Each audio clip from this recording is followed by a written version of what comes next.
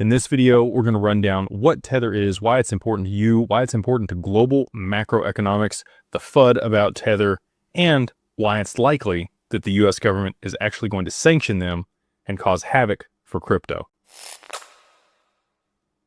All right, so to start things off, we have to break down where Tether came from, what Tether is, and some of the background before we can get to why it's important today. So in 2014, the company was founded. It was filed in Hong Kong, and it was domiciled in the British Virgin Islands. And last year, it was actually more profitable than BlackRock. So that's why this is really important. Tether, or USDT, is the main liquidity provider across all crypto exchanges, aside from Bitcoin and Ethereum. It is the most liquid asset and is the largest stablecoin, dollar-denominated stablecoin in the world. And there's actually been a direct correlation between Tether being printed and Bitcoin's price, but we'll get into that here in a little bit. So it was the first ever stablecoin created, dollar denominated, and it was actually called Real Coin back when it was first put out, which is interesting to me because Ripple's stablecoin that they just released is ROUSD, or Real USD. Don't know if there's a correlation there or not, but you know, we'll see. So over its time frame, as it's grown in value, again, like I mentioned earlier, there's been almost a direct correlation into the amount of Tether that's been printed and Bitcoin's value. Now, correlation doesn't equal causation, right? So, but more liquidity in crypto would be available to be purchasing Bitcoin. And originally, they did purchase a bunch of Bitcoin to back the Tether. Now, over time, they diversified their holdings. So in 2018, they put out, that they kind of had an audit done, which wasn't a real audit back then. They've since been audited by a top 13 company globally, and their reserves are much more transparent today than they were in the past. But they had commercial paper, they had dollar-denominated assets, U.S. treasuries, bonds, other things that were backing it. They were supposed to be a one-to-one for the amount of Tether that was printed versus the assets that they had backing the Tether. I think that there was a large period of time where that wasn't necessarily the case, but they made it through that, and they have come to the forefront again as the largest liquidity provider for crypto currently here in 2025 and early 2025. So the commercial paper that they had, a lot of people speculated that it was Evergrande or Chinese commercial paper. Being filed and founded there in Hong Kong, there's a high probability that some of the commercial paper that they were using was for that company or other large players in that area. But again, they have divested from that. And apparently, the majority of their backing at this point is U.S. treasuries. They are currently the 5th largest institutional holder of U.S. treasuries and the 19th largest holder if you include sovereign governments. So China, Japan, other players in that sector. Warren Buffett and Berkshire Hathaway are the #1 institutional player, holding north of $286 billion in U.S. treasuries. Tether is currently somewhere between 90 and 110 billion in U.S. treasuries. So they're a pretty significant player, right? And if you were the U.S. government, I think somewhere between 2018 and 2021, they may have been rolled in, or the U.S. government definitely, started to become a larger concern for Tether. And we have seen a pretty big shift in their balance sheet since 2018 to today, purchasing that amount of U.S. treasuries to be able to back their stablecoin. They still hold some Bitcoin on their balance sheet. Somewhere between 2 and 4% of their reserves is in Bitcoin. And a portion of that, and this will become very important later when we're going to talk about the sanctions, portion of that is currently in litigation between them and Celsius for when all the defaults happened in 2021, with Luna, and you had Three Arrows, Capital, and Celsius and Voyager, and all the stuff that played out then. There's currently some litigation there about who owns that Bitcoin between Celsius and Tether. Because of that, they're not going to be able to divest from that Bitcoin very quickly. And the reason that's going to matter is if there were, stablecoin regulations passed here in the US, it stipulates that there has to be a one-to-one dollar denomination between the assets issued or the stablecoin issued and the backing, it states that there has to be a one-to-one backing for the stablecoins issued versus what is used to back at dollar-denominated assets, and it cannot be a digital asset. So Bitcoin cannot be used as backing for a dollar-denominated stablecoin if they pass that regulation. Excuse me.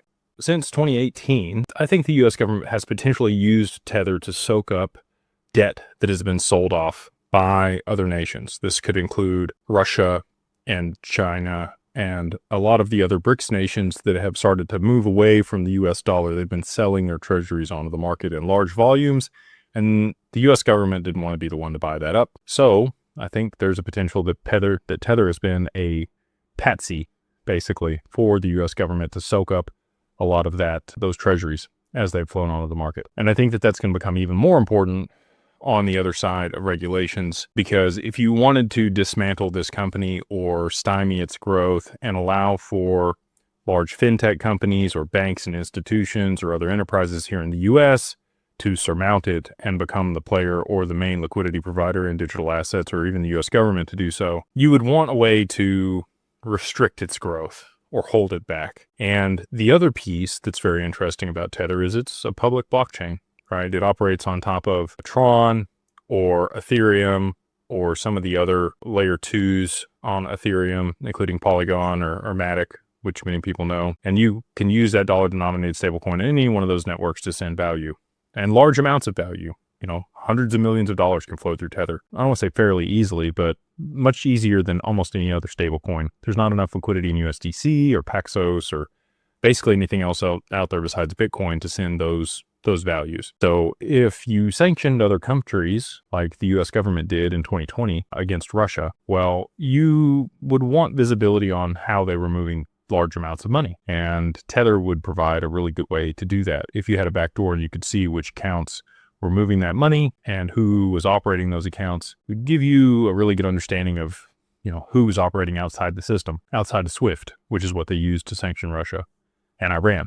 And it's been proven at this point that there are transactions moving over Tether's network that are evading sanctions. And that's one of the other considerations and why I think they've recently relocated to El Salvador and got away from any U.S. presence. You've also seen the gentleman that's currently, moving in on Trump's board now that he's been moved into office, and he's going to renounce his association with Tether in order to take that position, which I think is also very timely for the way things are playing out. So with all these things going on, right, I think Tether's played a key role in the U.S. government's ability to maintain visibility of financial transactions globally. And they also have kind of a ripcord for when they want to move into the space. They have the ability to basically issue sanctions against Tether. Now, what's that going to do? Because that's the key piece here that's going to be a problem for people. And the reality of that situation is, if they were to sanction Tether, it would require all of the exchanges that currently list Tether or use Tether to freeze the wallets. And the exchanges themselves would also likely become illiquid if they were holding large reserves or cash value in Tether to be able to transact. So there's going to come a liquidity crisis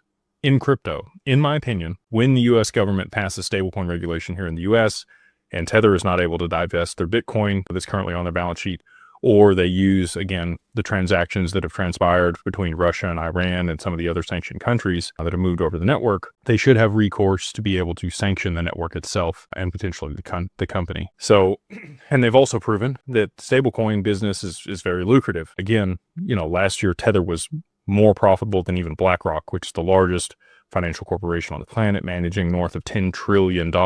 Tether had like $6 trillion something in profit last year in 2024, which is crazy. So you can't tell me that Google and Amazon and Meta and McDonald's and all of these other large corporations that have an international presence that are going to send international remittance or want to incentivize people to hold their stablecoin or provide banking services aren't going to step into the game when they're allowed to, with U.S.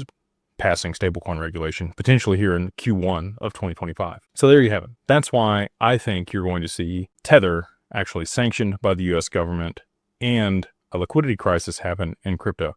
So what does that mean? What are these other stablecoins going to step in and then be the liquidity provider for these exchanges or crypto as a whole? Or will there be a neutral bridge asset that potentially steps in and fills that gap? And that's where I think things head. I don't know if you've ever looked at the Shane Ellis theory, but he talks about just one exchange becoming illiquid because of something like sanctions against Tether. They would then use XRP on their own, push the value up, provide liquidity for their own exchange to be able to conduct business at scale again. And in that circumstance, or, Shane Ellis's theory, he talks about $589 XRP to be able to provide liquidity for the exchange in that circumstance. That's where the number comes from for people, that the significance of 589 for the XRP community. So I think that that's a likely possibility in the very near future if there is a circumstance where stablecoin regulation gets passed to shore up treasuries being dumped onto the market. If there's Operation Sandman or we see an unwind of the reverse carry trade, I think it's very likely that the U.S. government will quickly pass stablecoin regulation to drive demand, to soak up that debt that's being dumped onto the market, to stabilize the debt market for the U.S. and the dollar. And we will see some recourse against Tether that will cause a lot of dominoes to transpire and follow forward, and things that a lot of people have been talking about or hesitant to believe could transpire in a very short period of time, causing the price of XRP to escalate very quickly to the upside. So there you have it. That is the origin of Tether, where they've been, what they've had on their balance sheet, what they're doing today. There's been a lot of people that have talked a lot of FUD or had a lot of fear, uncertainty, and doubt about Tether over the last 10 years here as it's been, in the space. But I do think that this has been a long play for the U.S. government and other entities around the world to be able to see, potentially bad players moving funds and be able to, figure out who those people were and what they were doing with that capital. Because it's on a public blockchain, you could trace all that. And it's provided a way for the U.S. government to shore up the debt market as people have divested from the U.S. dollar until it was the right time for them to pass stablecoin regulations and allow for that innovation to take place here in the U.S. If this has been valuable for you, please like, subscribe, check out the channel, check out other videos here on the channel, and we will see you on the next one.